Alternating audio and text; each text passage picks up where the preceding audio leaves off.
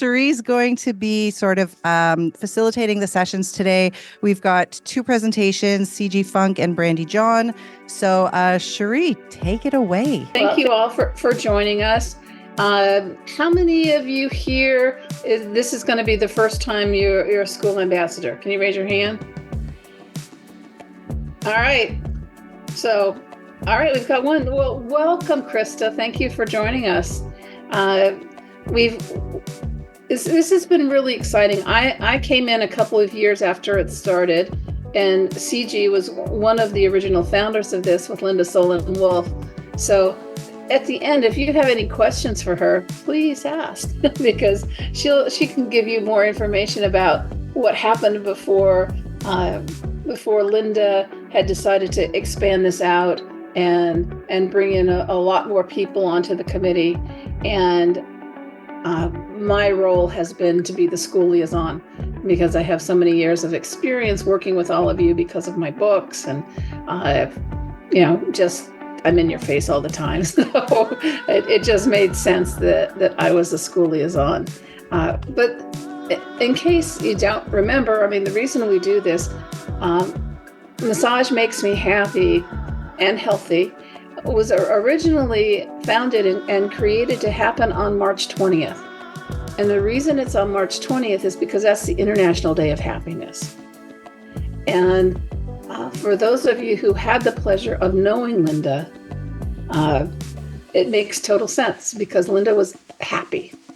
She was always happy and always brought this array of sunshine, and her laughter, which is, it's just, she had a very unique laughter, brought this, but she's always been very passionate about massage, about receiving massage, about practicing massage, about educating the massage therapists. So it launched into, like Scott said, in 2017. And the main mission was to really spread awareness about massage therapy's positive impact. And I think we're doing a pretty darn good job of it. And it's all because of what you all are doing. We're just kind of back here to help support this and make things happen. So in terms of what we're going to do today is we're going to have two great presentations, one by CG and then one by Brandy. Then we're going to highlight some of the fun things that other schools have done, and then spend a little time brainstorming with all of you about what you might be thinking about doing. That can also help inspire other people, but also it's a good time in case you have any questions or thoughts and you can get some feedback. And also you can get help from each other. And I know that has happened. And people have inspired each other. Like Michelle from ACES, and she's on the line here, although she just has her. Oh, there she is. Now we can see her face.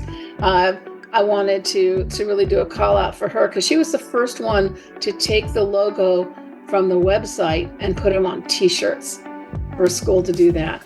And did some great fun promotions with that. And since then, a couple other schools have followed suit.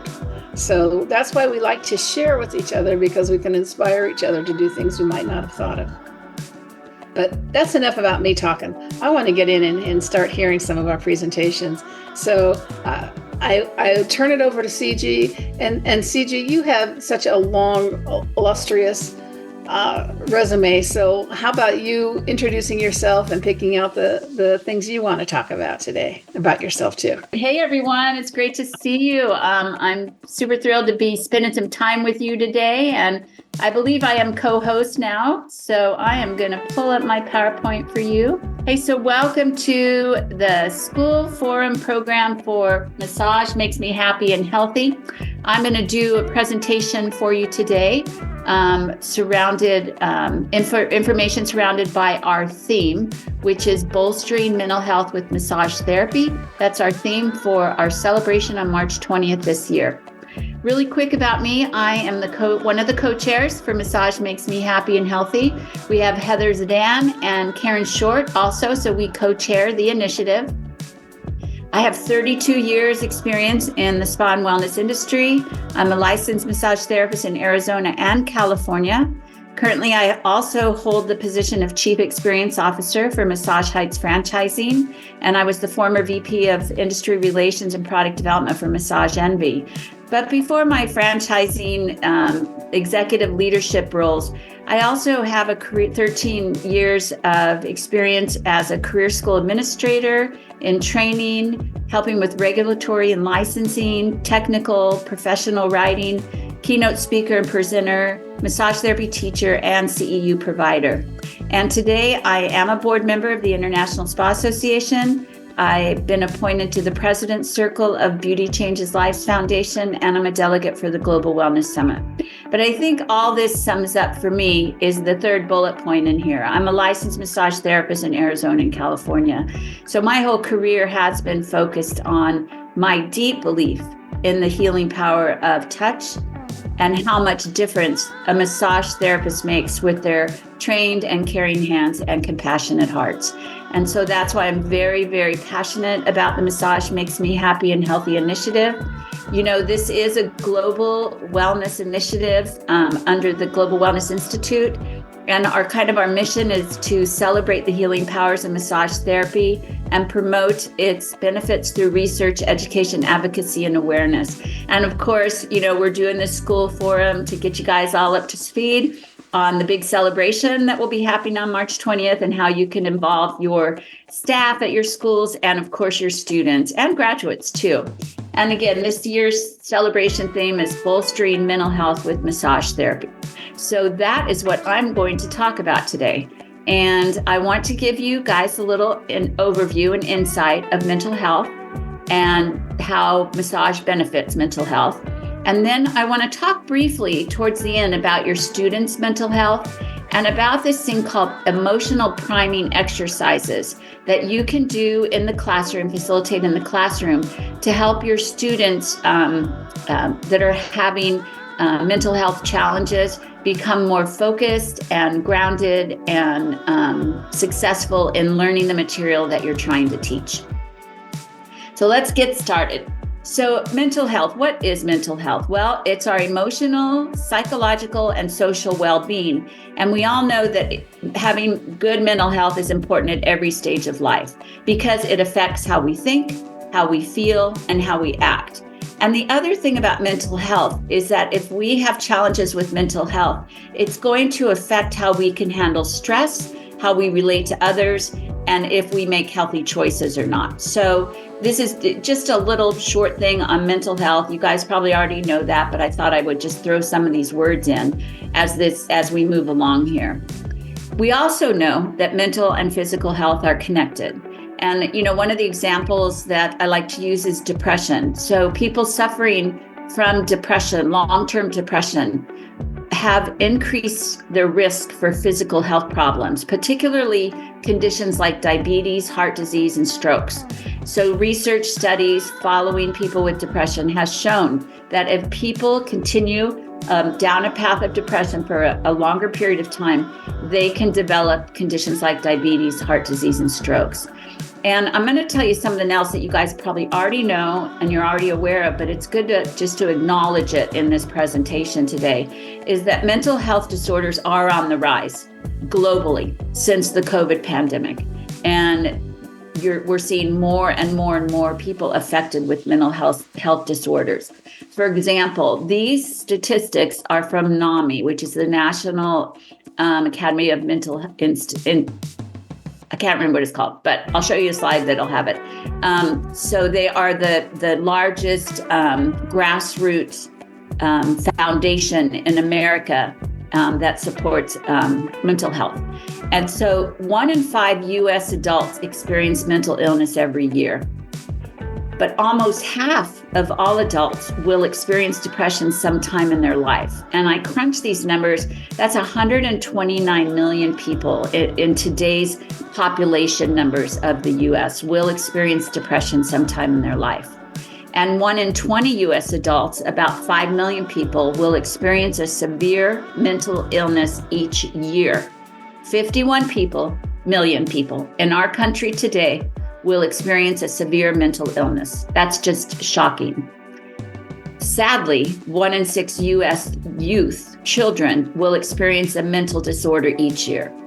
14.6 million youth in the United States today for this year, 2024, will have a mental health disorder. And this is just breathtaking.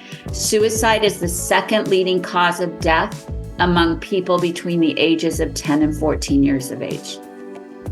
So these numbers are just stunning to me. And I wanted to give you this idea and have you understand how many people just in our country alone are affected by mental health issues and challenges each year. Some of the symptoms that we're going to see with mental health disorders, obviously you guys can read this, but fear, anger, sadness, worry, numbness, frustration. There could be changes in appetite and energy, desires and interests, trouble concentrating, nightmares or problems sleeping, and physical reactions like headaches, body pains, stomach problems, skin rashes, and worsening health, chronic health issues like I talked about a couple slides ago. So if we look at this list right here, we know that, first of all, massage therapy can help with headaches, body pains, and different muscular disorders in the body. We know that massage actually does help with sleeping disorders. And we do know that massage helps with stress, which is where your fear, anger, sadness, worry, numbness can come in. So let me share just a few studies with you kind of to drive this idea home. So we know massage benefits many mental health conditions, and some of those, depression, anxiety, and stress, are on the top. They're on the top list. We also know that massage can help people coping with seasonal affective disorder because research has shown that it improves the mood and boosts energy levels. And we know that massage reduces stress and anxiety, improves sleep, boosts the immune system, reduces pain, and calms the body and mind. So this is just a quick overview of massage therapy and how it can help different mental health disorders. Now, I want to drill down a little bit for you here. So anxiety, 40 million adult Americans are suffering from anxiety disorders right now, 40 million. And what anxiety does is, of course, it negatively, well, any mental health disorder will, but it will negatively affect the shape of the quality of life. When you look at studies and research, it has been shown that massage therapy elevates neurotransmitters associated with lowering anxiety and decreasing hormones associated with increasing anxiety. So what we're looking at is receiving massage on a regular basis is actually going to help people with anxiety disorders lower their anxiety and decrease those hormones that are associated with increasing anxiety. In addition,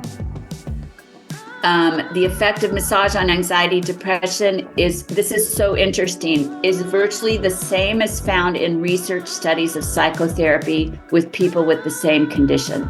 So what that means is that massage therapy is shown just as effective in research studies as going to a psychotherapist with people with anxiety and depression. I think that's a stunning statement. And 1 in 5 people are going to be impacted by seasonal affective disorder. And studies show, again, regular massage improving mood, resetting circadian rhythms, and leading to improved mood, sleep, and more energy.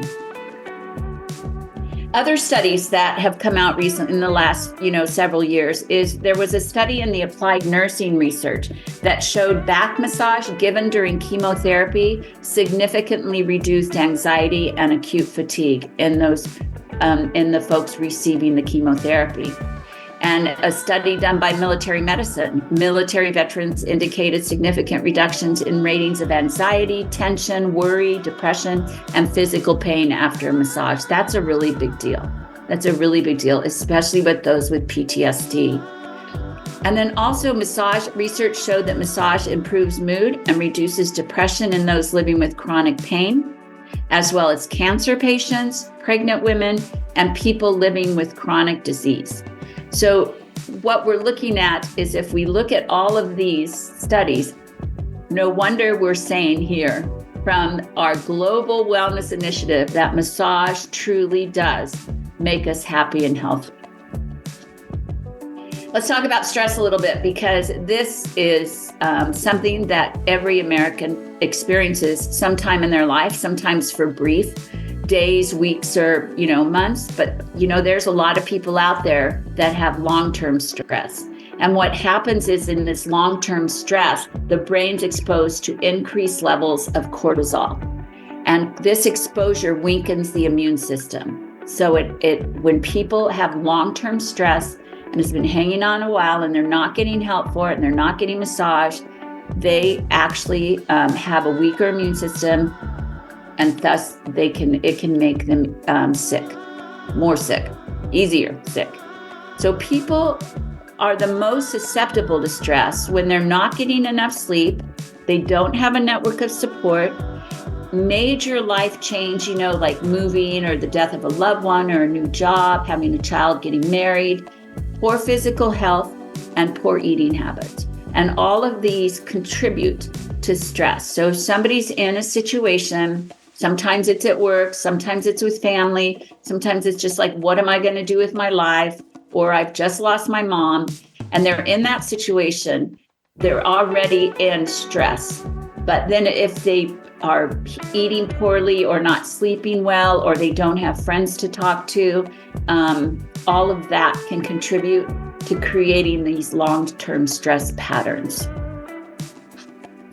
Some of the effects that on the body that stress does, mentally as well as physically, physical, headaches, sleeping, jaw pain, appetite, mood swings, difficulty concentrating, feeling overwhelmed. And when we look at any of these bullets here, we know that massage can help with most of these. So receiving massage on a regular basis can help reduce that stress. And it's a very, very healthy thing to do and a positive thing to do. Here's some studies for you. I know my teachers love studies. So there was a study about trigger point therapy and the effects of it. And this study showed there was a significant decrease in heart rate, blood pressure, and systolic blood pressure and diastolic blood pressure. So all of those will help calm stress. It also showed that measures of oxygen consumption, so that's when we're breathing too much and too hard, and blood pressure, cortisol, they were all lower after a 15-minute chair massage in controlled studies. And this last one I really love because it's a study that showed on nurses, and it showed that nurses receiving massage during work hours reduced their stress and related symptoms. And they also, these symptoms included headaches, shoulder tension, insomnia, fatigue, and muscle and joint pain. So we know how hard our nurses work. They're working usually 12-hour shifts. And so this idea of giving them a break and getting a massage, even if it's like a short one, 15 minutes, is going to have a tremendous positive impact and effect on them. All right, so before I get going, I want to just open this up to say, does anybody have any questions or comments? And please feel free to put them in the chat. We've got Scott, monitoring that chat. So if you guys had any input on that before we talk about your students, it'd be really great to hear from you. And Scott, just holler out at me and I'll keep going if there are any questions that come out, if that's okay. All right, your students. So how can you care for your students with all these mental health challenges in the world today? Let me give you some numbers of post-secondary students related to mental health. And the recent studies show us that 41% of post-secondary students say they have difficulty staying in school, staying enrolled and in school. And 30% of those 41% cite reasons of emotional stress or personal mental health reasons, 28%. So, more than half of them are telling us that they're having difficulty staying enrolled and in school because of emotional stress or personal health reasons, mental health reasons. And some of the contributing factors that were reported is obviously financial stress, because students they've got their student loans and living expenses, and that can be a lot of stress. Academic pressures that they're, not used to, fear of the future, They're afraid of what's going to happen after they get out of school. They're lonely. Many times students have moved away from home to go to school, or, they're living, they don't live close to their families. Physical health issues are some of the contributing factors, and drug and alcohol abuse. So this is 41% of post-secondary students. And these were the contributing factors, they said, that are creating the emotional stress and the personal mental health challenges. Some students, there are some signs for mental health disorders. And listen, I'm just going to say, that a school, whether it's a career school or a university, and its instructors and administrators are not experts in guiding and helping students through mental health challenges and breakdowns. However, there are some things that we can do to help support. And let me give you some of these. You might notice this in some of your students, so I wanted to share this one slide with you. But this idea of sleeping too much or losing an appetite or overeating is another one. Isolating oneself from other people. You might see this in the classroom where they're sitting off by themselves. Or this is probably the biggest one that you will recognize, is they're missing classes, the practices, the work, and social engagements within the school or with other students. So these are just top-level mental health disorder signs. While I said before that there are things there, we are not experts and we shouldn't be coaching, counseling, trying to treat students with their mental health disorders. But there are some things that we can do in a classroom, and it's called emotional priming. And what this is that these are exercises that can create feelings of calm and presence. And what you're trying to do as faculty or as an administrator is help students let go of the stressors for that class and in those moments, so they can experience their community in that classroom and they can relax into the course material. And so for classes like that have students or all the class are showing the signs of stress or tension, emotional priming exercises can be very helpful to help them get to those feelings of calm and presence, so that they can actually listen to the lecture, they can take in the material and remember it, and then they can perform the hands-on, if it's a hands-on class, confidently. So I'm going to share with you guys a couple of emotional priming exercises. And I want to give a call out to my friend Ann Williams, who is the co-founder of, Scott, help me, Massage Mastery. Yeah, MassageMasteryOnline.com. Yeah, so wonderful digital textbook. So if your schools have not looked at and talked to Ann Williams about doing some of your textbooks digitally, you might want to. She's a great resource, wonderful writer. Her and her husband, Eric, run MassageMastery.com. So here's the first one, priming exercise. So you've got all your students in the room, you're sensing the angst, you're sensing the tension, you're sensing that people, are kind of closed off. So let's do a breathing exercise. So first of all, as the instructor, just have them close their eyes and focus on their breathing.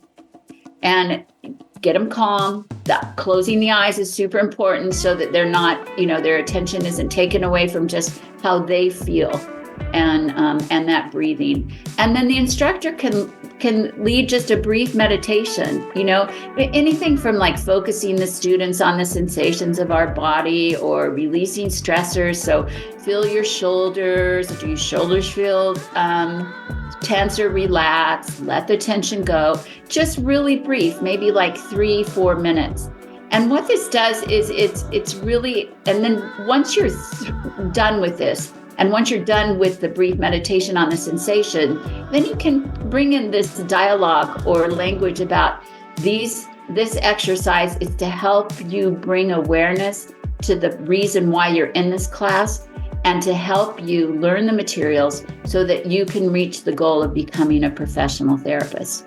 So doing this instruction, helping them release any kind of stressors, and then reminding them of their goal to become a professional massage therapist, kind of, just getting them back into that place of, okay, I can be here in this class for 3 hours, I can be here in this moment. and I can let go of what's happening outside just for these 3 hours so I can learn the material, so I can become a professional therapist. So that is where a breathing exercise, emotional priming breathing exercise, can be very useful. Another great classroom exercise is ask students to write words that express how they feel. Sorry, I'm missing a word there. So they, on their pad, just on a piece of paper, how do you feel right now? This is when you're classes, maybe there's a big test coming up this week, or they're just feeling a little stressed, and so just have them write how they feel, and then invite them to come up to the board and write that on the board. So once the students have written how they feel, and don't make them write it on the board, but a lot of students love to participate, so they'll go up and they'll write the words of how they feel on the board, and then just put the class back in the chairs, and then take a moment to contemplate the board and the feelings. So you might get happy, you might get sad, you might get depressed, you might get anxious. There could be all different kinds of feelings that are coming up for these students on that particular day in that particular class. But what you want to do then is everybody's contemplating the board, and then you're going to erase it. And then you're going to ask the students to let go of everything that might stand in the way of their higher purpose during class and their higher learning. So this is a really nice activity. It gets them working not just together, but as a community. So it's creating that letting go of those stressors, letting go of what might be on their minds today, and just focusing on the materials and what they're going to learn. And then the last one, there's a moving meditation, and this is just developing yoga flow, Tai Chi, Qigong. And, I know that a lot of you guys do this already. And then you're just guiding them through. So maybe we're just walking around the room, or we're doing some yoga, sun salutations, and letting go of the stressors with each exhalation and aligning with the purpose of the class. And movement really does improve our focus and concentration and memory and cognitive skills.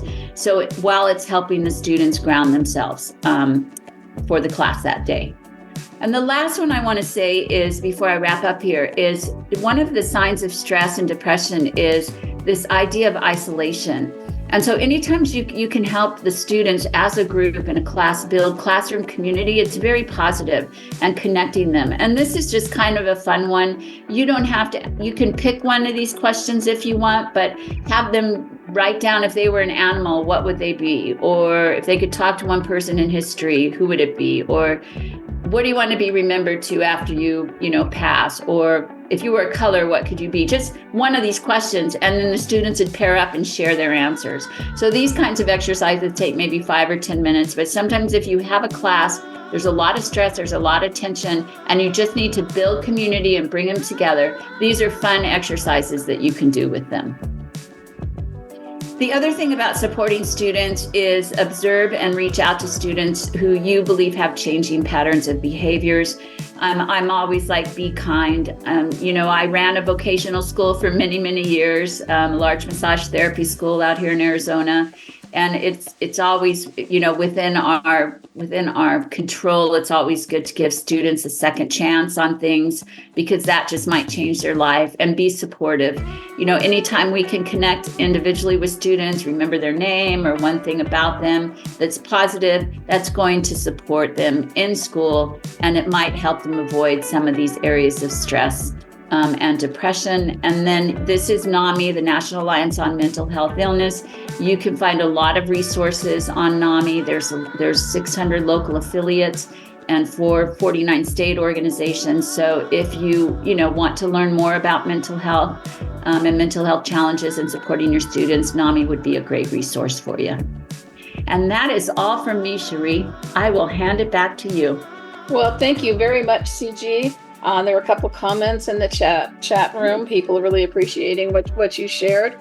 And now Brandy John is going to be talking, and she's going to be bringing the perspective from Canada. So, we are a global organization, so it's going to be interesting to see where things kind of dovetail, and maybe some things that you already are doing differently, or, it's all yours. So it's a real brief talk, so it was a little tricky. So I tried to go with, Scott's, what can we take away from this conversation. So I think CG gives so many great facts that are really applicable to Canada too. We see the exact same type of statistics. We just had a research article posted in our local association for Ontario talking about the fact that 6 sessions of massage still had an impact on people's mental health 1 year later in the follow-up study, which was pretty amazing. Right. So we're seeing kind of the same things here in terms of the suicide rates, cause of death in young people, after car accidents with the really little ones to it then becomes suicide, and it's expanding the number, and then overdose and fentanyl and, other addiction and mental health too for that age group. And it really is a factor for students. So I think, knowing that we have a lot more complex issues to talk about. So really, how can we simply bring things into the classroom? So this is really kind of looking from the students' perspectives of things that they should think about, and then it might make them feel more comfortable with the anxiety of school. And then the ability for us as instructors to be empathetic to them. So I think, like Cece said in her presentation, mental health is a necessary resource for living a healthy life and being overall healthy. And it's not the same thing as mental illness, mental health, but when you have mental health issues, you can end up with mental illness or physical illness as well. And so for us as instructors and administrative staff in the building too, it's really important that we create a safe environment for them. So they feel safe physically, they feel safe to express their opinions and have their own opinions, that they feel safe that, the other students in the classroom be respectful of their opinions. So really having a nice smooth flow to the day when they come in, having everything they need to start their day. They don't have to go looking for things, or they know what the expectation is. They know what they need to do on their assignment. They know what they're being tested on. They know, clear syllabus, clear policies and procedures. What if I'm not successful? What do I do? These things sound easy, it's not a big deal, but it really is, because when a student comes to school, what's important is to focus on learning. And everything that's a disruption of their day around that prevents them from focusing.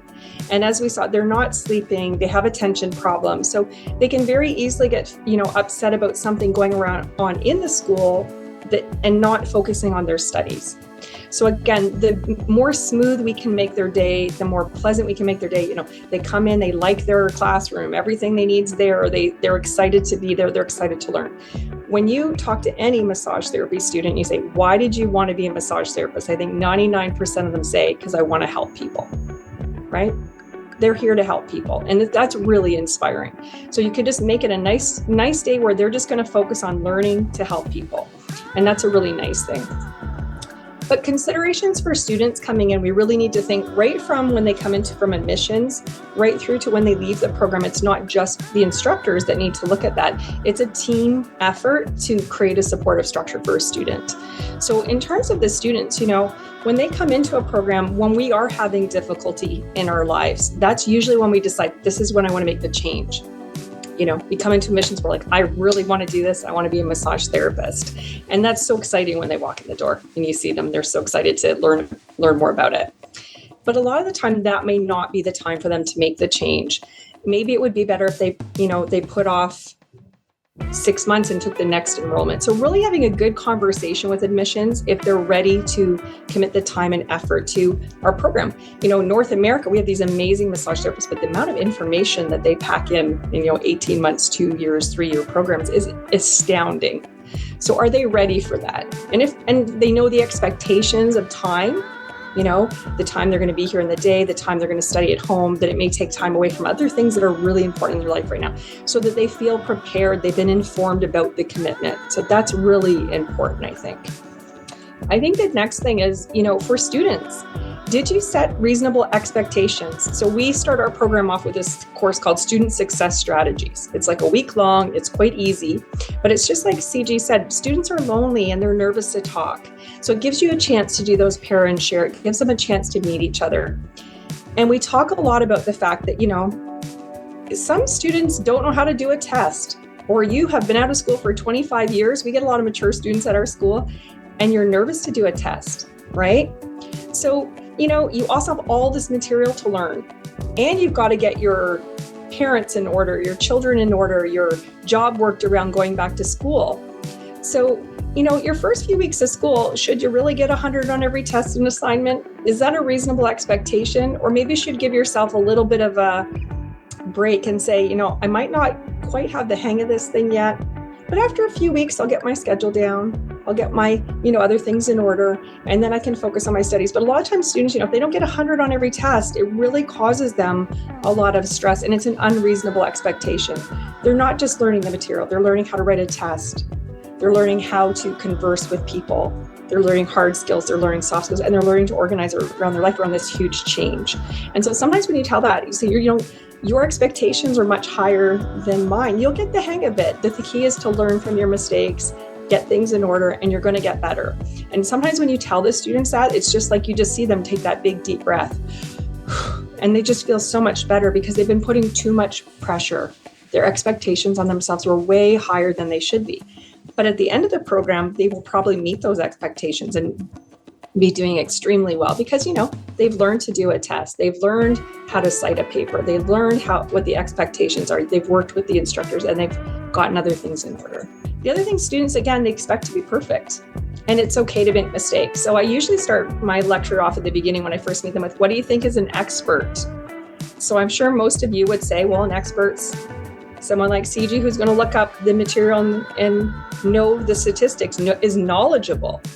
You're going to say, look at the massage therapy people, media, they're confident. That's an expert, right? You're going to look at anyone on here and say, these people can stand up in front of a group of people and talk about something because they have experience, right?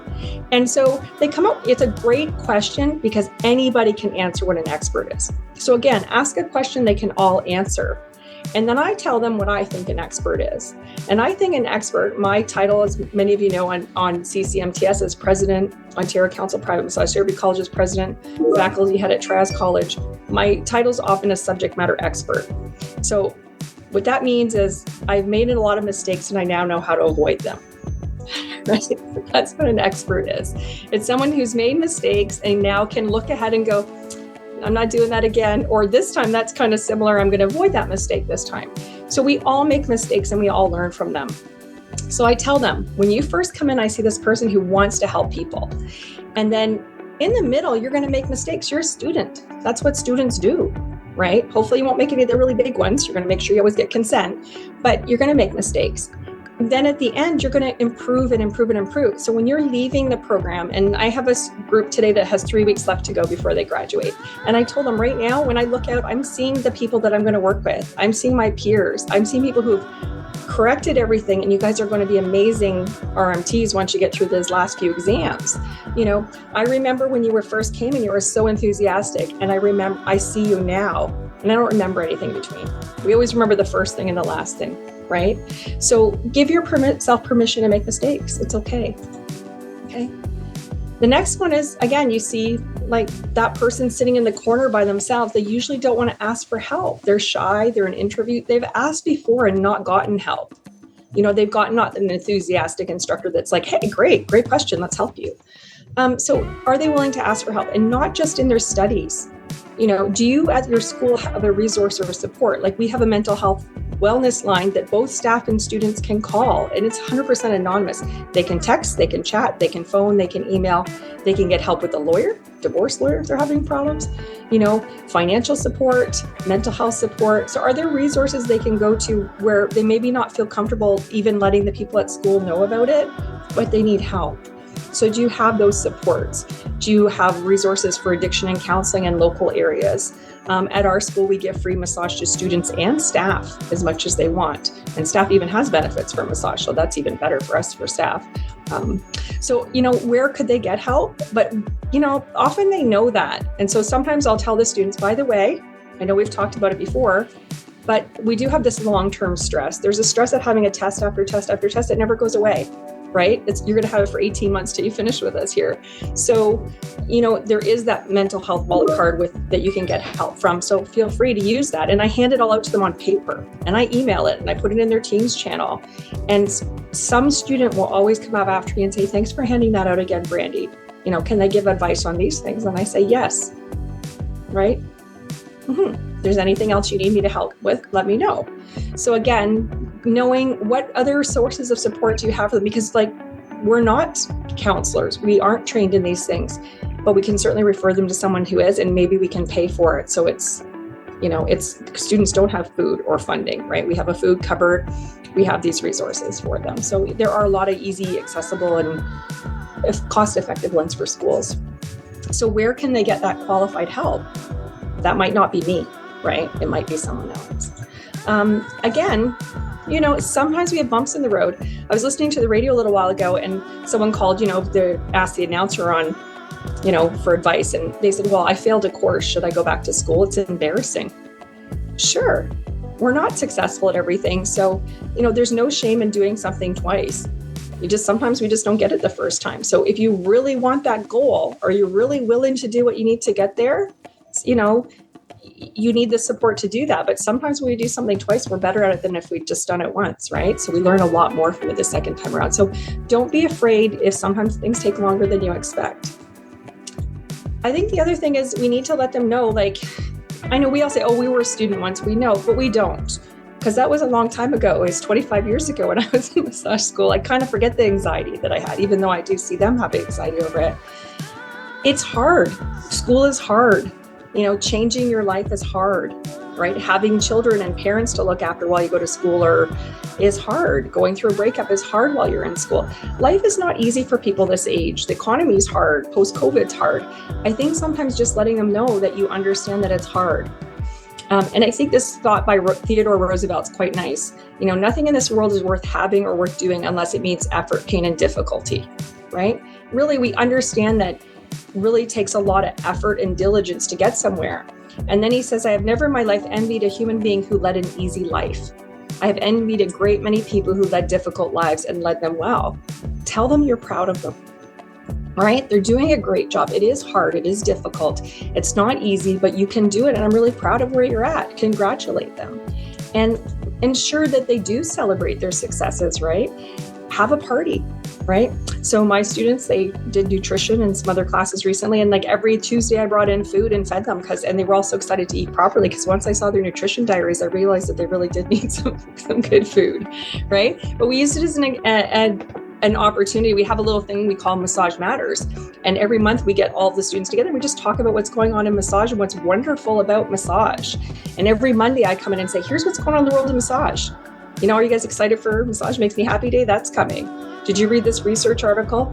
They're in school every day and it gets kind of monotonous. Talk about the great things about our profession, because I still believe, and I know all of you do too, that this is one of the best professions in the world to be in. And we have some of the greatest, nicest collaborative people in our profession where we all help each other. And I still love it to this day. And I think when you talk about those things, that outside the classroom things that are really great, you go to the one conferences, Massage Therapy Media, you listen to the podcasts, they have Massage Makes Me Happy Day and they celebrate that, make their t-shirts. It really makes them see that we're a bigger community outside the classroom. So I don't know if some of those things are helpful. They're kind of things that I talk with my students through my program. And I find when I have those conversations, it's for the next week or two, they stop and take a deep breath. And sometimes we do that. We sit and do a shauna or something and take a deep breath too. And that's always helpful. I don't know if that was helpful for all of you, that little conversation, but I hope you liked it. Oh, thank you very, very much, Brandy. I think it's really important, the points that you brought up, and it really dovetailed beautifully with CG. And I know you guys didn't coordinate it, but it sure felt like it. So thank you. Thank you so much. Does anybody, I know there's been couple things in the chat, but does anybody have any specific questions for either one of these women, or do you and then next we'll just do a little kind of recap of some of the things that have been done by the schools. But any questions? The fun part for me is to just kind of remind you all of some of the fun things. I mean, people have done incredible things. Now, some of these schools have a handful of students. Others of you have hundreds of students and multiple campuses. And it's not how much you do or how many people got involved, but it's just the fact that you do things. One of the things that a lot of the schools have done, they've done community events where they have the Massage Makes Me Happy paraphernalia. They put the poster up. They either do some kind of educational self-massage teaching or demonstrations, or maybe doing some chair massage. Yeah, and that's why, we ask you ahead of time what kinds of things that you're going to be doing, because we're going to be sending out the ambassador kit soon, where you'll be getting these stickers. And CG, do you want to? I know you said it's small, but you've got your the little pin. So, well, maybe not. Anyway, so there's lapel pins. I have a pin. Okay. Oh, where'd it go? I got it. I have my little pin here. Okay. Oh, wait. We're going to zoom in so you can see it. There you go. There we go. So those are lapel pins, and a lot of people, especially if you're going to any kind of conference and you have, the ID badges, people tend to put them on those ID badges too. So we have these stickers, and this year again, because it was a request, we didn't do them last year, but we're going to do them again this year, are the Massage Makes Me Happy bracelets. So you'll be sent a kit with all of that so that you can pass them out to your students, to your faculty. And we also want to know if there's other things and about how many other people you think we might be there, because we will try and send you extra supplies, to pass out to the public.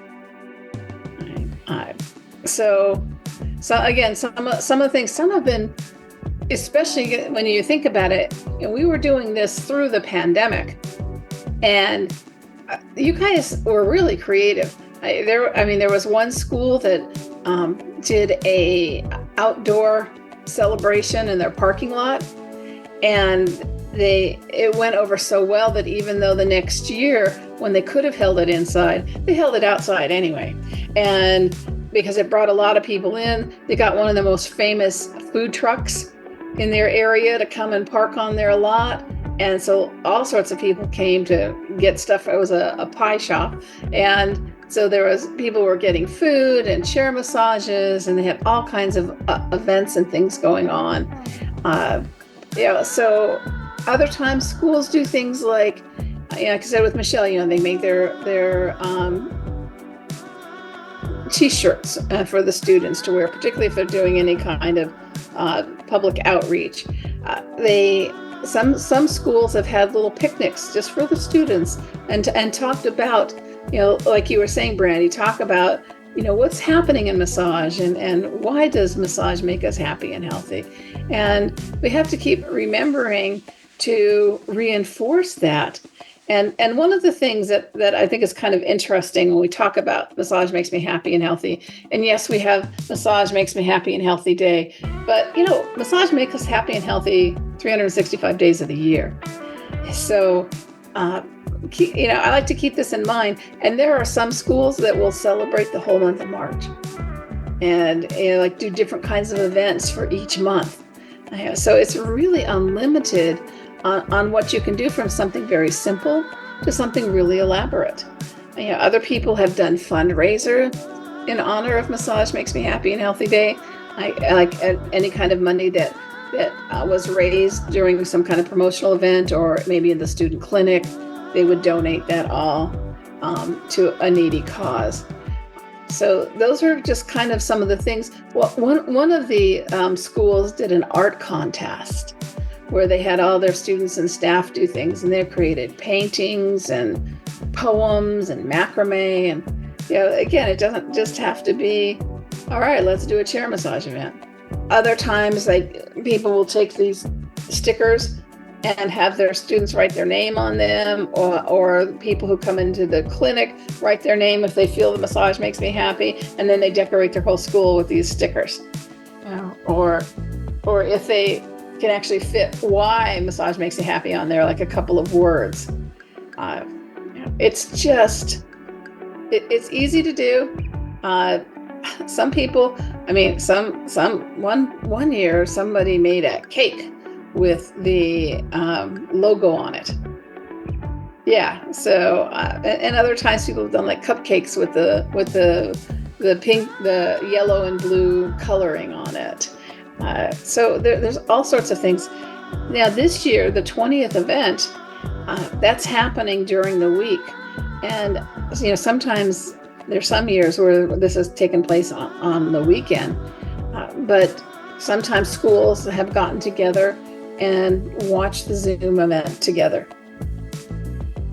So that could be really nice, and that also helps build community. So again, be creative. Oh, there was one school, they put out like 400 Scrabble tiles for students to use to form a single word that expresses how massage makes them feel.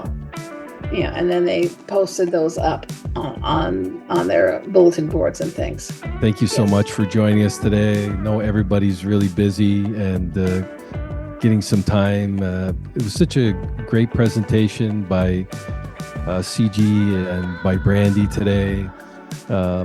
We are all very aware of all the mental health issues that are facing our society today, and as massage professionals, we know that massage can really help. So it's just great getting more of that information, more of that research to back up what we know, and to be able to share that with people so they have a better idea.